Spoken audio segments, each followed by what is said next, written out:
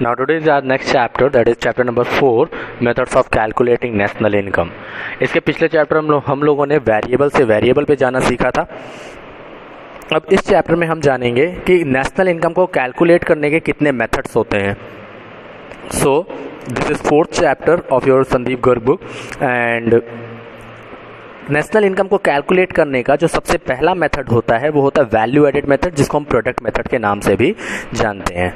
दूसरा होता है इनकम मेथड और तीसरा क्या होता है आपका एक्सपेंडिचर मेथड होता है।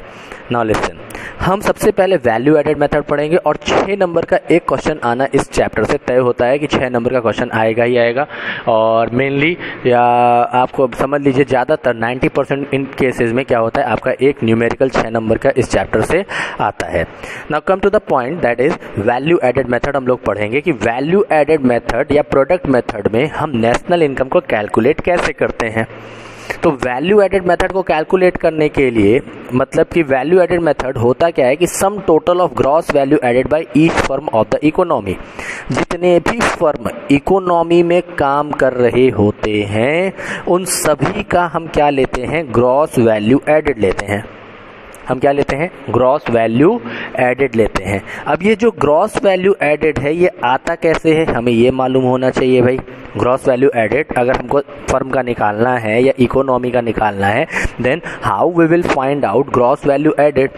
तो ग्रॉस वैल्यू एडेड को फाइंड आउट करने के लिए हम एक एग्जाम्पल के तहत चलते हैं। देखिए, जैसे कि मिस्टर ए है, मिस्टर ए क्या है, फार्मर है। Mister A is farmer and what is producing, he is producing wheat. और वो क्या प्रोड्यूस करते हैं, व्हीट प्रोड्यूस करते हैं। और उन्होंने व्हीट कितने का प्रोड्यूस किया, 1000 रुपीज़ का। मतलब उनका आउटपुट क्या है, व्हीट है और उन्होंने व्हीट कितने का प्रोड्यूस किया, 1000 रुपीज़ का व्हीट प्रोड्यूस किया। और इसको किसे बेच दिया, इसे बेच दिया मिलर को, मिस्टर बी को, जो क्या प्रोड्यूस करते हैं उससे फ्लोर प्रोड्यूस कर रहे हैं। मतलब आटा प्रोड्यूस कर रहे हैं या मैदा प्रोड्यूस कर रहे हैं, फ्लोर प्रोड्यूस किया। और कितने का प्रोड्यूस किया फ्लोर, 1500 का। मतलब 1000 रुपये का आटा खरीद के 1500 का मैदा प्रोड्यूस किया ना। अब मिलर ने इसको किसे बेच दिया, इसे बेच दिया बेकर को, ठीक है। अब ये बेकर क्या करेगा, उससे ब्रेड प्रोड्यूस करेगा। मतलब कि उसने 1500 का क्या खरीदा, फ्लोर खरीदा और उससे क्या प्रोड्यूस किया, ब्रेड प्रोड्यूस किया कितने का, 2200 रुपीज़ का। और डी, इसे डी को बेच दिया ब्रेड को और डी ने इसे क्या प्रोड्यूस किया, केक प्रोड्यूस किया 3000 रुपीज़ का। अब यहाँ पर हमें ये देखना है कि मिस्टर ए ने जो 1000 रुपये लगाया ये इनका आउटपुट था व्हीट, मिस्टर बी का आउटपुट क्या है फ्लोर, मिस्टर सी का आउटपुट क्या है ब्रेड और मिस्टर डी का आउटपुट क्या है केक।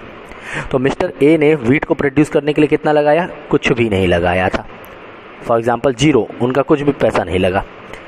और मिस्टर बी ने फ्लोर को प्रोड्यूस करने के लिए कितना पैसा लगाया, 1000 रुपये लगाए। भाई 1000 रुपये का व्हीट खरीदा तो 1000 रुपये इनका इनपुट हो गया। और मिस्टर सी ने ब्रेड को प्रोड्यूस करने के लिए कितना लगाया, 1500 रुपये लगाया। तो 1500 रुपये मिस्टर सी का इनपुट और 2200 रुपये इनका आउटपुट। अब मिस्टर डी ने क्या बनाया, इससे 2200 रुपये का क्या खरीदा, ब्रेड खरीदा, तब जाकर के केक बनाया और कंज्यूमर को 3000 रुपये का केक बेचा था, है ना।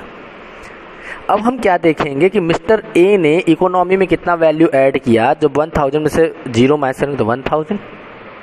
मिस्टर बी ने एक्स्ट्रा कितना प्रोड्यूस किया, भाई 1000 का लगाया था, 1500 प्रोड्यूस कर दिया तो एक्स्ट्रा कितना लगाया, वैल्यू ऐड कितना हुआ, 500। और मिस्टर सी ने कितना एक्स्ट्रा लगाया, 2200 में से 1500 माइनस करेंगे तो 700। एंड यहाँ पर केक कितने का प्रोड्यूस हुआ, 3000 में से 2200 माइनस करेंगे तो कितना आ जाएगा, 800 रुपीज़। एंड मिस्टर ए एक फर्म है, मिस्टर बी एक फर्म है, मिस्टर सी एक फर्म है, मिस्टर डी एक फर्म है। चारों के फर्म के वैल्यू एडेड को, मतलब कि इन्होंने जो एक्स्ट्रा ऐड किया है इकोनॉमी में उसको ऐड कर दीजिए। What you will get, you will get value added. ये क्या आ गया आपका, वैल्यू एडेड आ गया। तो यही हुआ sum total of gross value added by each firm. मतलब सारे फर्म ने अपना ग्रॉस वैल्यू एडेड कितना दिया, इन्होंने 1000 दिया, इन्होंने 500, इन्होंने 700, इन्होंने 800।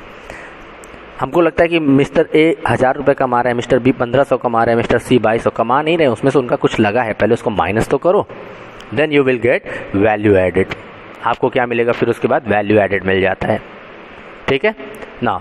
अब ग्रॉस वैल्यू एडेड को हमने क्या देखा, आउटपुट में से इनपुट को माइनस कर दो तो क्या मिल जाता है आपको, वैल्यू एडेड मिल जाता है। तो यही होता है gross value added at market price, और जिसको हम कहते हैं GDP MP भी कहा जाता है। हमने ये सब वेरिएबल पीछे पढ़ा है लास्ट चैप्टर में। तो जीडीपी एमपी, जीवीए एमपी या जीडीपी एमपी कैसे आता है, value of output minus intermediate consumption. तो जीडीपी एमपी निकालने का क्या फॉर्मूला होता है, वैल्यू ऑफ आउटपुट में से इंटरमीडिएट कंजम्पशन को माइनस कर दीजिए, what you will get value of output, sorry GDP MP.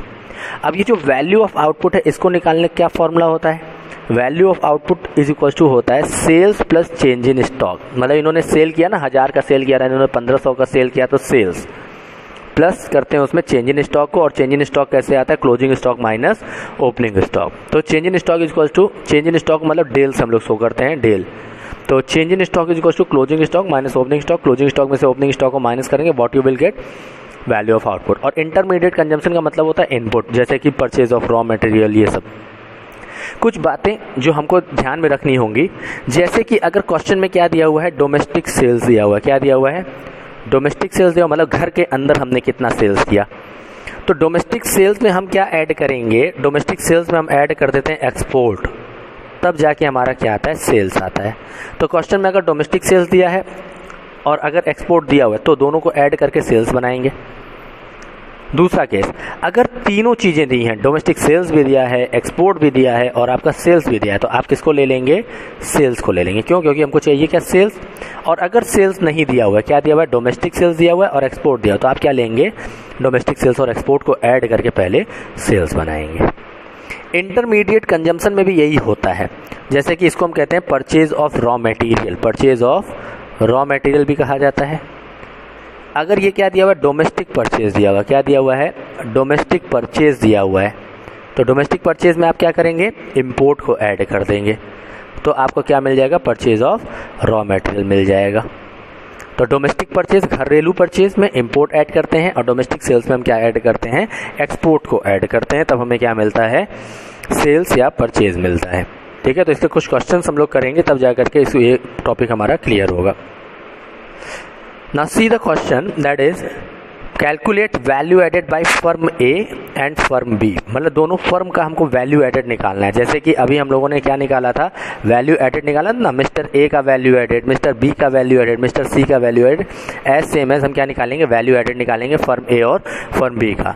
Now see question में पहले दिया क्या क्या है, डोमेस्टिक सेल्स बाय फर्म ए कितना दिया हुआ है आपका, 4000। डोमेस्टिक सेल्स कितना दिया हुआ है फर्म ए का, 4000। तो यहाँ पे डोमेस्टिक सेल्स वर्ड दे दिया, तो हमको एक्सपोर्ट ऐड करना होगा, मतलब कि घरेलू सेल्स है ना, तो उसमें आप क्या करेंगे, एक्सपोर्ट को ऐड करेंगे। तो डोमेस्टिक सेल्स बाय फर्म ए 4000, उसमें आप एक्सपोर्ट को ऐड कर देंगे, ठीक। और उसके बाद क्या दिया हुआ, purchase by firm A, purchase by firm A का मतलब इंटरमीडिएट कंजम्पशन दिया हुआ है। सेल्स बाय फर्म बी और परचेज बाय फर्म बी दिया हुआ है। तो यहाँ पे करेंगे कैसे इसको, ये देखिए डोमेस्टिक सेल्स हमको यहाँ क्या निकालना है, फर्म ए का वैल्यू एडेड निकालना है। तो वैल्यू एडेड निकालने के लिए क्या करेंगे, ग्रॉस वैल्यू एडेड, मतलब कि जीवीएएमपी ऑफ फर्म ए, फर्म का नाम ऐसे ऊपर लिख दिया जाता है। तो जीवीएएमपी मतलब कि जीडीपी एमपी इसको क्या होता है, value of output, value of output minus intermediate consumption. तो यहाँ पे value of output minus intermediate consumption करेंगे। तो वैल्यू ऑफ आउटपुट के लिए क्या करते हैं, sales plus change in stock minus intermediate consumption. देखिए तो यहाँ पर सेल्स कितना दिया हुआ है फर्म ए का, सेल्स दिया हुआ है 4000। तो यहाँ कितना लेंगे आप, 4000 डोमेस्टिक सेल्स प्लस एक्सपोर्ट कितना दिया हुआ, एक्सपोर्ट बाय फर्म ए 1000। तो यहाँ क्या ले लेंगे 1000। इसमें क्या ऐड करेंगे, चेंज इन स्टॉक, ये हो गया sales, domestic sales plus export add करेंगे, दोनों मिलके क्या बन जाते हैं सेल्स, और चेंज इन स्टॉक को ऐड करेंगे। तो चेंज इन स्टॉक कितना दिया हुआ है आपका, नहीं दिया हुआ है, तो इसको 0 मान लेंगे। Minus intermediate consumption, purchase by firm A, तो क्या मानेंगे, इंटरमीडिएट कंजम्पशन 200 माइनस किया, तो यहाँ पे क्या हो जाएगा 5000 minus 200 is equals to 4800 crore, क्या हो गया आपका जीवीएएमपी, मतलब कि फर्म ए का जीडीपी एमपी हो गया, GDP MP of firm A. दूसरा क्या निकालना है, value added by firm A आ गया, value added by firm B, firm B का भी निकालेंगे। तो यहाँ पे क्या हो जाएगा, GDP MP of firm B is equals to value of output minus intermediate consumption. Value of output क्या होता है, sales plus change in stock minus intermediate consumption, यही होता है। तो सेल्स कितना दिया हुआ है फर्म बी का, सेल्स दिया हुआ है फर्म बी का आपका 2940 2940 और परचेज कितना दिया हुआ 1300। तो 2940 प्लस चेंज इन स्टॉक नहीं दिया हुआ 0 माइनस इंटरमीडिएट कंजम्पशन कितना दिया हुआ है 1300, क्या हो जाएगा 2940 minus 1300 is equals to 1640 crore. तो 1640 करोड़ किसका आया, GDP MP of firm B. Next question हम लोग न्यूमेरिकल के लिए वीडियो देखेंगे नेक्स्ट वीडियो में।